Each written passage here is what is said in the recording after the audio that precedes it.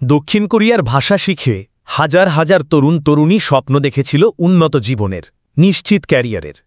কিন্তু সেই স্বপ্নে এখন বৃষ্টির ফোঁটা নয়, বরং নেমে এসেছে একরাশ অনিশ্চয়তা। বাংলাদেশ থেকে দক্ষ শ্রমিক পাঠানোর জন্য কোরিয়ার HRD কোরিয়ার EPS প্রোগ্রামের আওতায় প্রতি বছর একটি নির্দিষ্ট সংখ্যক শিক্ষার্থী ভাষা পরীক্ষায় অংশ নিয়ে নির্বাচিত হন। কোরিয়ান ভাষা শেখা ও পাশ করার পরও এখন তারা স্থবির হয়ে পড়েছেন, কারণ মিলছে না কাঙ্ক্ষিত ভিসা। এই পরিস্থিতির মূল কেন্দ্রবিন্দুতে রয়েছে সরকারি এজেন্সি বোয়েসেল। 2022 সালে তারা একটি নির্দিষ্ট সংখ্যক কোটা পেয়েছিল, কিন্তু তা পূরণ করতে পারেনি।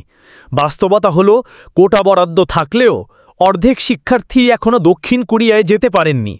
শিক্ষার্থীরা বলছে, কষ্ট করে কোরিয়ান ভাষা শিখলাম, পরীক্ষা দিয়ে পাশ করলাম, কিন্তু এখন ভিসা হচ্ছে না, আমাদের সময় শেষ হয়ে যাচ্ছে। সেই রোস্টার মেয়াদ প্রায় শেষ, অথচ শত শত শিক্ষার্থী এখনও প্রক্রিয়ার বাইরে। এই অবস্থায় শিক্ষার্থীরা দাবি তুলেছেন অন্তত আরও 1 বছরের জন্য রোস্টারের মেয়াদ বৃদ্ধি করা হোক। তরুণদেরকে বেকারত্বের দিকে দাবিত করবে।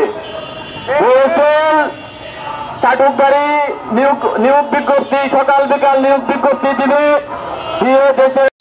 যেন তারা আবার নতুন করে সুযোগ পান। সেই সাথে তারা বলছেন, বোয়েসেল তার দায়িত্ব যথাযথভাবে পালন করলে হয়তো এই সংকট দেখা দিত না।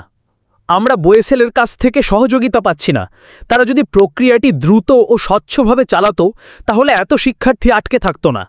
অনেকে আবার বলছেন, বোয়েসেল শুধুমাত্র মধ্যস্থতাকারীর ভূমিকায় থাকলেও বাস্তবতার নিরিখে আরও সক্রিয় হয়ে পররাষ্ট্র মন্ত্রণালয়ের মাধ্যমে কোরিয়ার সাথে দ্বৈতিক আলোচনা করতে পারত। বর্তমানে বাংলাদেশে কয়েক হাজার শিক্ষার্থী কোরিয়ান ভাষা পাশ করে বসে আছেন, যাদের বয়স, সময় ও স্বপ্ন সবকিছুই এখন আটকে আছে। অনেকে চাকরি ছেড়ে পরিবার থেকে দূরে থেকেই প্রস্তুতি নিয়েছিলেন। এই সমন্বয়ের অভাবে এখন তারা হতাশায় ভুগছেন। সমাধান কি?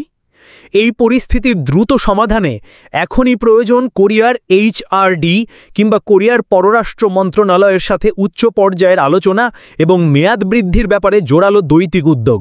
সেই সাথে বোয়েসেলকে আরও স্বচ্ছ ও দ্রুতগতির ভূমিকা নিতে হবে, যেন আর কোনো শিক্ষার্থীর স্বপ্ন এমনভাবে থেমে না যায়।